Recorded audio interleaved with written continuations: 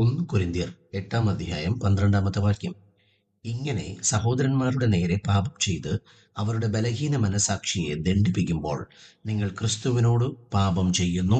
1 കൊരിന്ത്യർ 8-12 ഒരു വിശ്വാസി തന്റെ സഹോദരന്റെ മനസാക്ഷിയെ മുറിപ്പെടുത്തുകയോ ആത്മീയ വീഴ്ചയ്ക്ക് കാരണമാവുകയോ ചെയ്താൽ അത് ആ വ്യക്തിയോട് മാത്രമുള്ള തെറ്റല്ല, മറിച്ച് സാക്ഷാൽ ക്രിസ്തുവിനോട് ചെയ്യുന്ന പാപമാണ് എന്ന് തെളിയിക്കുന്ന വചനമാണ്. ക്രിസ്തുവും തന്റെ സഭയാകുന്ന അവയവങ്ങളും തമ്മിലുള്ള അഭേദ്യമായ ബന്ധമാണ് ഈ വചനത്തിന്റെ കാതൽ. തന്റെ ജനത്തിന് നേരെ വരുന്ന അതിക്രമങ്ങളെ ദൈവം തനിക്ക് നേരെ വരുന്നതായിട്ടാണ് പഴയ നിയമത്തിലും കണ്ടിരുന്നത്. നിങ്ങളെ തൊടുന്നവൻ എന്റെ കൺമണിയെ തൊടുന്നു എന്ന് സഖറിയ പ്രവചനം 2-8 ദൈവം അരുളി ചെയ്യുന്നു. ഇസ്രായേൽ മക്കൾ മരുഭൂമിയിൽ വെച്ച് അമാലേക്യരാൽ ആക്രമിക്കപ്പെട്ടപ്പോൾ അത് ദൈവത്തിന് എതിരായ വെല്ലുവിളിയായിട്ടാണ് ദൈവം കണക്കാക്കിയത്. മത്തായി സുവിശേഷം 25-40 ഈ എന്റെ സഹോദരന്മാരിൽ ഏറ്റവും ചെറിയവൻ ഒരുവന് നിങ്ങൾ ചെയ്തപ്പോഴൊക്കെയും എനിക്കെത്രേ ചെയ്തത് എന്ന് യേശുവും പഠിപ്പിച്ചു. സഭയെ പീഡിപ്പിക്കാൻ പോയ ശൗലിനോട് യേശു ചോദിച്ചത്, ശൗലെ, നീ എന്നെ പീഡിപ്പിക്കുന്നത് എന്ത് എന്നാണ്.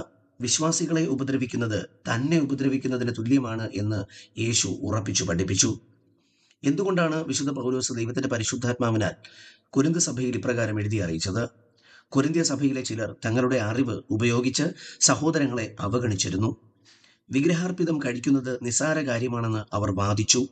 എന്നാൽ നമ്മുടെ പ്രവൃത്തി കാരണം ഒരു സഹോദരൻ വിശ്വാസത്തിൽ തളർന്നാൽ നാം ക്രിസ്തുവിന്റെ ശരീരത്തെയാണ് മുറിപ്പെടുത്തുന്നത് എന്ന് അവരെ ഭയപ്പെടുത്തുവാനും ബോധ്യപ്പെടുത്തുവാനുമാണ് വിശുദ്ധ പൗലോസ് ഇങ്ങനെ പറഞ്ഞിരിക്കുന്നത്.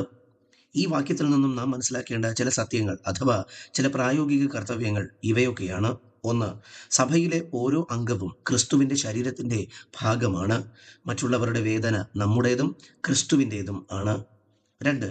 മറ്റൊരാളുടെ ആത്മീയ ബോധ്യങ്ങളെ, അത് ബലഹീനമാണെങ്കിൽ പോലും, പുച്ഛിക്കരുത്. നമ്മുടെ സ്വാതന്ത്ര്യം മറ്റൊരാൾക്ക് ആത്മീയ മുറിവാകാൻ അനുവദിക്കരുത്. 3. നാം മറ്റുള്ളവരോട് എങ്ങനെ പെരുമാറുന്നുവോ അങ്ങനെയാണ് ക്രിസ്തുവിനോട് പെരുമാറുന്നത് എന്ന ബോധ്യം എപ്പോഴും ഉണ്ടായിരിക്കണം.